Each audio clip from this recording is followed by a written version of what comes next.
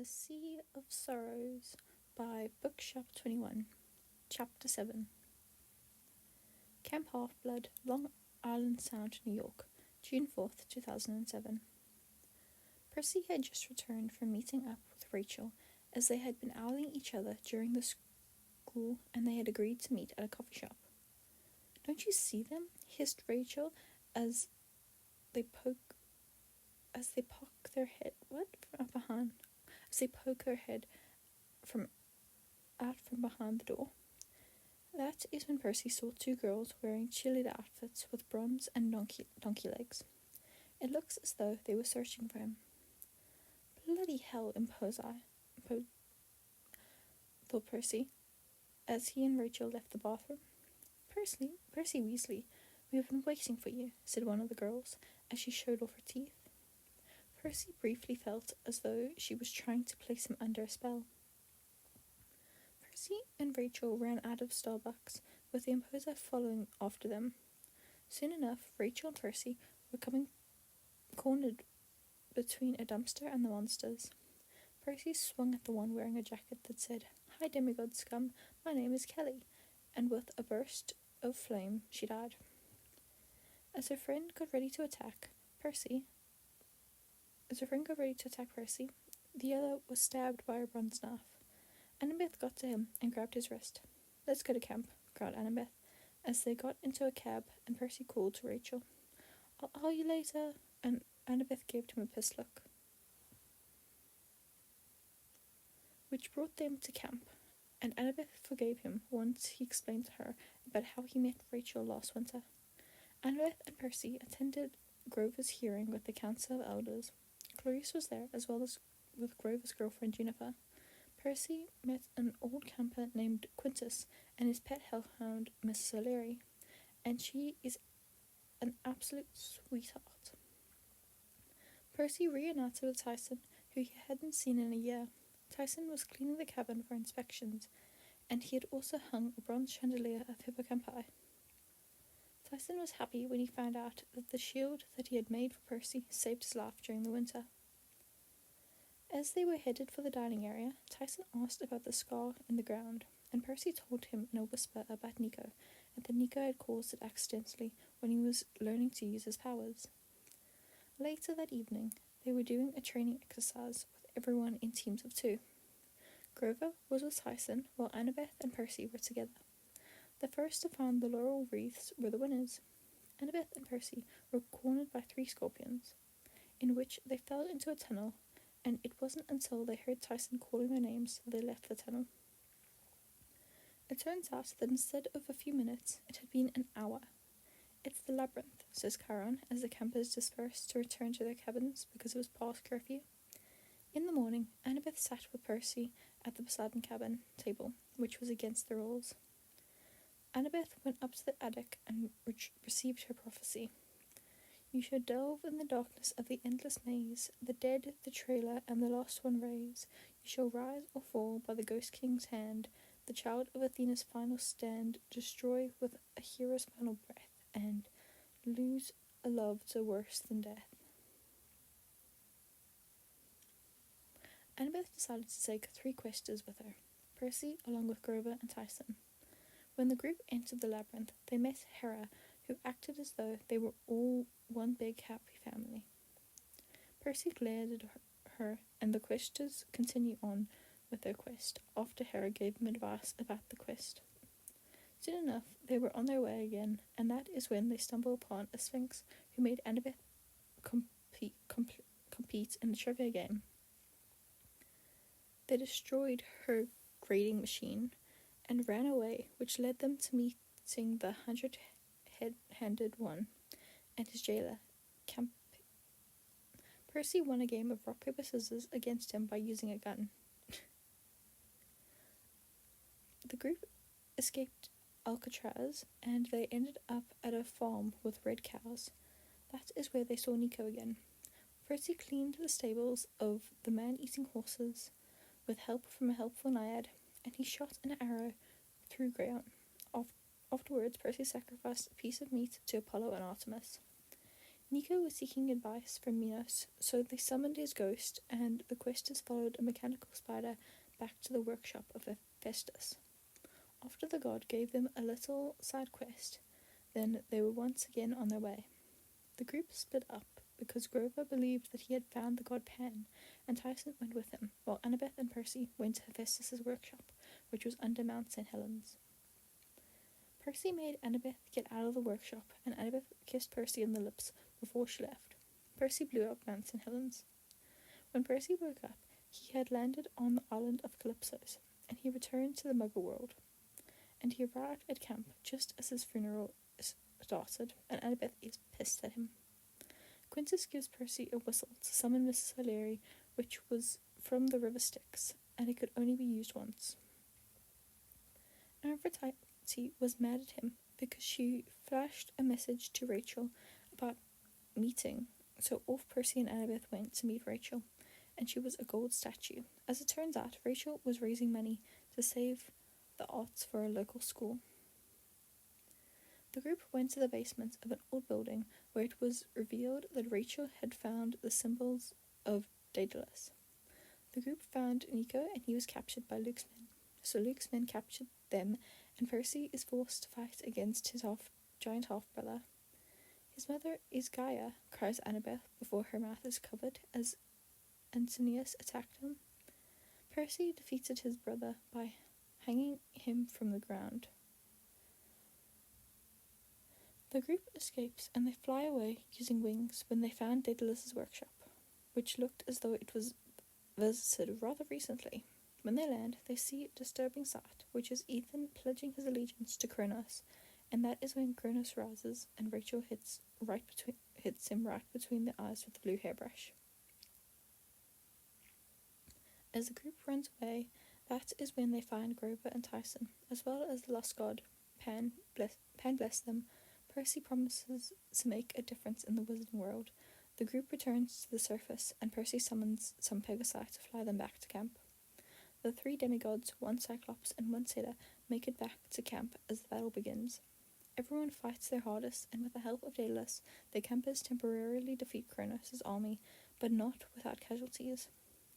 Pollux, son of Dionysus, dies in battle, leaving behind his twin brother, and Daedalus fades as well, but not before giving Annabeth his laptop, which years, if not decades ahead of its time. Nico visits Percy for his birthday at camp, which is when they discuss an idea that will help in their war against Kronos. September 1st, 2007. Hogwarts School of Witchcraft and Wizardry, Scotland, United Kingdom. During the sorting, Percy wasn't paying attention as a red-haired boy, Weasley Ronald, said McGonagall, and Percy listened as the hat was placed on the head of his half-brother. After what felt like an eternity, the hat called out, "Gryffindor," and Ron rushed over the table, sitting not that far from the twins, or from Percy. Percy smiled at Penelope as he listened to a new Gryffindor by the name of Hermione Granger rapidly talk about the subjects that she was excited to learn. Percy absolutely hated Quirrell, but he pretended to be the perfect student while he was making battle strategies for the up-and-coming war. Percy was made a prefect, as well as Penelope and Marcus, who helped him in sword practice, which made him feel more ready for the battle. On Halloween, Percy noticed that Ron and Harry weren't with him, nor was Hermione Granger, so Percy went to search for them. That was when Percy heard a loud, manly squeal, and he made his way outside and into the pouring rain. He could make out the shadow of a massive pig. He also saw girls in silver attempting to kill the creature.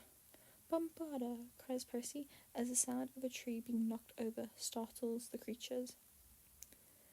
"Quickly, girls, use the net arrows," says Thalia as the hunters of Artemis captured the Athenian boar.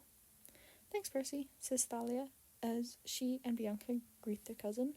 "No problem, Thals and Bea, but you better run before the groundkeeper comes," says Percy as he makes his way back into the school. He sees the hunters leaving, and he's back in the common room where everyone has already gone to bed. Percy didn't bother attending the Quidditch match the next morning since he was tired because Fred and George set off explosions at midnight, which led to Percy cleaning up their mess. Percy finally fell asleep at 6 a.m, just as Oliver woke up, and he kept quiet so Percy could sleep a few more hours. Percy woke up by 2 p.m, and he decided to explore the third-floor corridor. Behind the door, he found a sad dog whining. "Hi, Cerberus, how you doing?" coos Percy as he pets the massive mastiff. The dog recognized him, and he welcomed the pets. "Percy, my boy, what on earth are you doing here?" asks Dumbledore curiously, as he looks surprised to see Percy here. "Well, Headmaster, I was curious, so I decided to come up here, and the last time I saw Cerberus was on my first quest." "Where did you get my uncle's dog, Headmaster?" asked Percy curiously to his headmaster. "I have set up a test for Mr. Potter, and I believe that one of my teachers is possessed with the spirit of Voldemort. Percy, are you ready for your final battle? I talked with MACUSA, and they have agreed to not intervene in godly matters," says Dumbledore. The match ended at the same time as Percy and Dumbledore's conversation. It was easy to note that all but one resident of the Gryffindor Tower hated Percy. Oliver did his best to stop the tower from casting hexes and curses at Percy, since he refused to attend the game. Everyone believed the lies that Fred, George, and Ron were saying about Percy.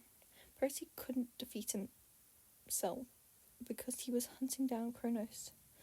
Percy couldn't defend himself because he was hunting down Kronos' supporters, who were Death Eaters, even though they lied under oath. On December 6th, there was a commotion in the entrance hall as a group of girls stormed the Great Hall. "Who are you, and why are you here?" asks Severus, and he acted as though he was going to save the school. Percy approached the girls and began to speak in a mysterious language. Then a girl with olive skin whistled, and a massive 3-headed dog stormed into the Great Hall. "Thanks, Percy. Father's been looking for Cerberus since August, but he didn't want to tell you your father or Thalia's father," says the olive-skinned girl. Cerberus shared down to the size of a cat. "Stay safe, Percy," says the olive-skinned girl, as well as girl with black hair. "You as well, Falzenbeer. Also, Headmaster Dumbledore, I would suggest that you never kidnap another mythological creature, or else you will have to face my wrath," threatens Percy. A massive crack of thunder, which made the castle shake, showed that Percy wasn't messing around. "What the bloody hell, Percy? Mama's going to be so pissed at you that she will remove you from here," threatens Ron, and he goes on a spiral which he had been brainwashed into learning since birth. All of a sudden, Ron stopped talking, and he began to make strangled gurgling sounds. "That is enough, Ronald. I am not Molly's son, nor will I ever see you, Frederick, Gideon, or Minerva as my siblings. As far as I'm concerned, Bill and Charlie are my only siblings, with Molly and Arthur, while I have incredible cousins and half-siblings," says Percy as Ron is released from the control. The group of girls leave, and everyone fears Percy for the power that he holds. The teachers fear him more than the students, as he doesn't act students unless they attack him first. December 20th, 2007. Hogwarts School of Witchcraft and Wizardry, Scotland, United Kingdom. Percy is walking around the quiet ground when he sees Mrs. O'Leary roaming the grounds as he approaches her. As if by magic, Percy is on her back, and then he is in a New York alley. Percy sees a golden deer, and he pulls out his sword, only for Thalia and Bianca to appear. The huntresses and the demi-wizard stared at one another before a shadow appeared and out tumbled Nico. "Is this New York? I was just at a graveyard at New Orleans," commented Nico. "Someone brought the 4 of us together, the children of the big 3 gods," said Percy, and all 3 of them knew about the prophecy that is being held over Percy's head. All of a sudden, the ground opens up, and the 4 demigods are falling and screaming until they land in a familiar garden. They keep screaming until they abruptly stop when a figure approaches them. It is Persephone, and she looks like an old, faded image of spring. "You turned me into a dandelion," cries Nico as Persephone apologizes for their little family spat. Bianca looked ready to attack Persephone for turning her brother into a dandelion. "I've summoned you demigods here for a quest because it concerns Hades' sword," says Persephone. As the four demigods looked at one another, Lady Persephone, Lord Hades doesn't have a sword, said Percy, and that is when Persephone showed the children an image of a zombie forging a sword with a key. Not yet, son of Poseidon. Someone has taken the sword before it was completed, and if the thief escapes the underworld, then all the souls will be out of control, said Persephone. Those are the keys to the underworld. It can lock and unlock any entrance or exit in the underworld. Use this flower to track the thief. When all of the petals fall off, that means that the thief has escaped, said Persephone. Percy takes the flower pot, and it points them in the direction of the field of punishment, where they met Sisyphus. Thalia and Bianca offered to push his boulder up the hill while he talked with Percy and Nico. In the end, Sisyphus got crushed by his own boulder, which the demigods saw as poetic justice.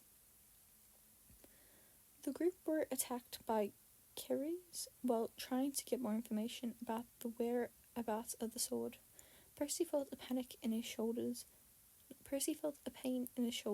and an almost blinding pain in his leg. The Ceres had severed his leg and clawed his shoulder.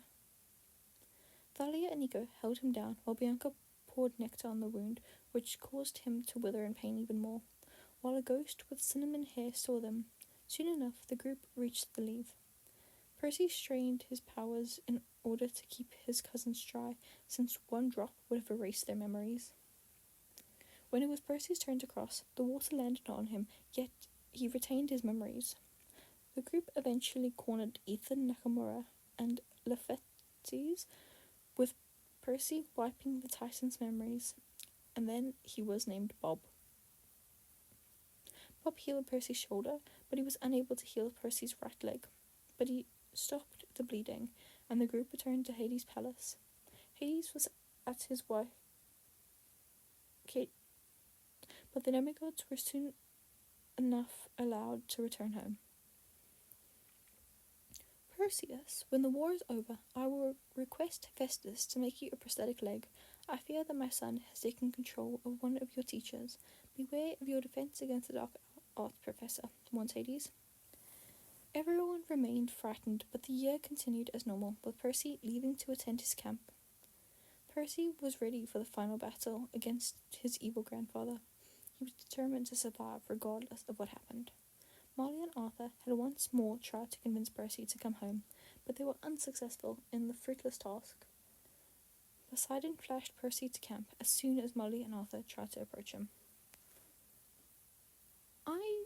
I'm half regretting reading this one. Like, it's not a bad one, it's just not... It's like a summary of everything that's happening. I'm not going to give up now because I've spent way too long recording it. But oh well. This is what happens when you don't figure out what the fics are about beforehand. Maybe I shouldn't be blind reading these. I'm going to continue it anyway. Thanks for listening.